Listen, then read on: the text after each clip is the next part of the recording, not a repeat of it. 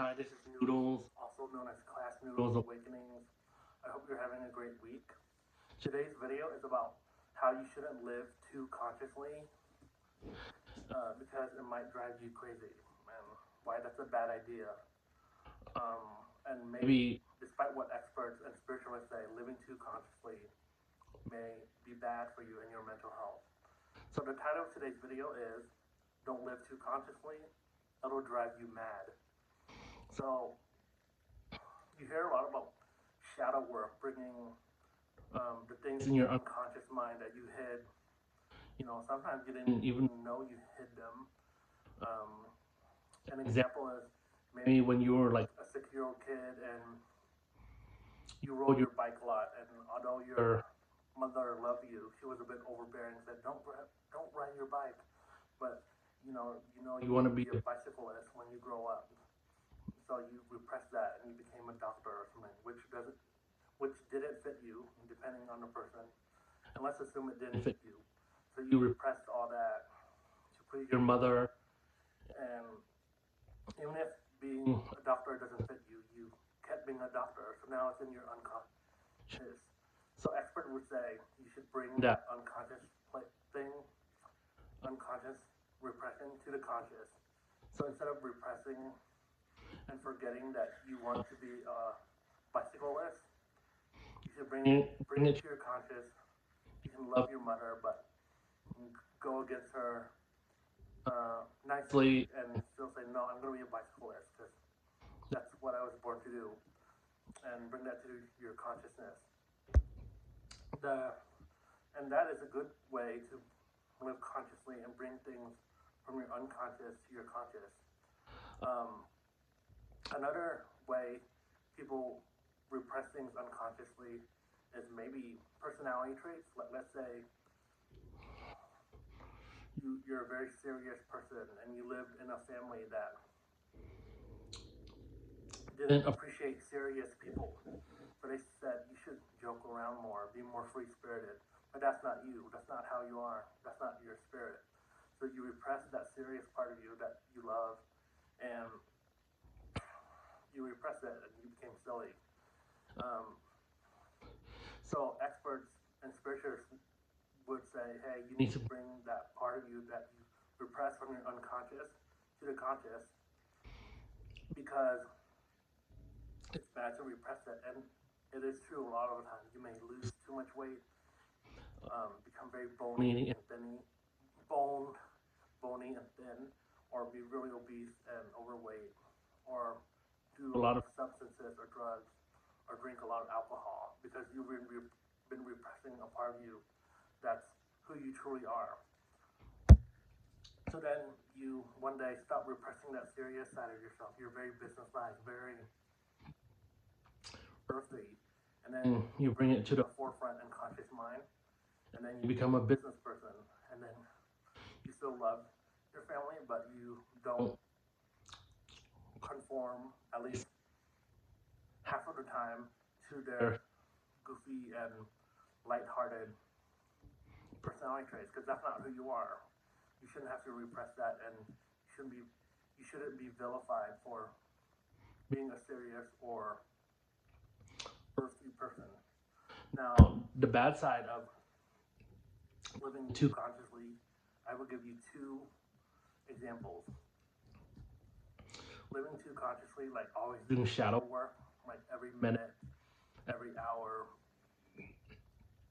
always doing shadow work, always questioning yourself, always trying to take responsibility where it's not your place to take responsibility.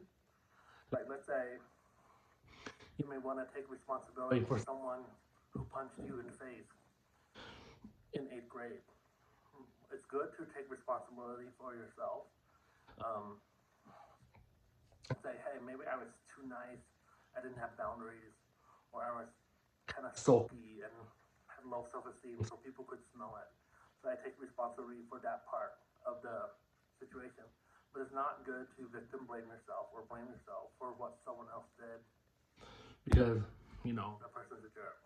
Maybe they have changed, but you don't have to hang out with them again.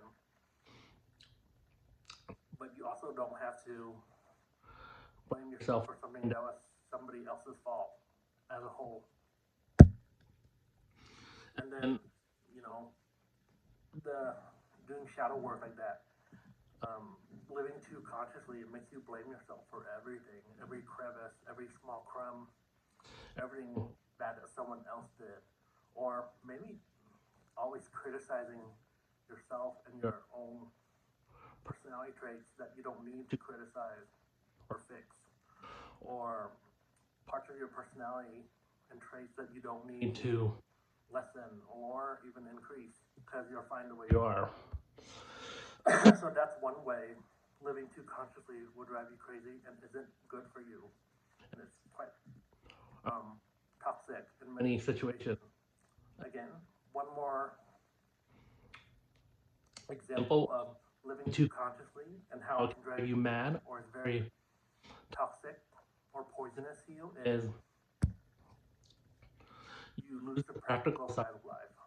I mean, it's good to do shadow work, but let's say you blame yourself for not preparing enough for a picnic, right? You're going to go to a picnic, you're going to go to a park, and then it rains. Well, it's good to take responsibility and say, hey, maybe I was too careless. Maybe I could have been a bit more careful and tight and say, maybe I should have double checked the weather before I went. But still, you can't control the weather. That's not practical. You know, the practical thing is, as a whole is to just, oh, it just rained. I didn't know it was going to rain. And then reschedule your picnic. Again, living too consciously and doing shadow work all the time will get you to always blame yourself, and you can be kind of become impractical and always blame yourself. Like you can control the weather, and you can't, you know, or your shoes start to dwindle and start to decay because you've been wearing them for 10 years, and then you start blaming yourself. And instead of buying new shoes, you keep blaming yourself because shadow work, right? And living consciously. Well, just buy new shoes and stop blaming yourself.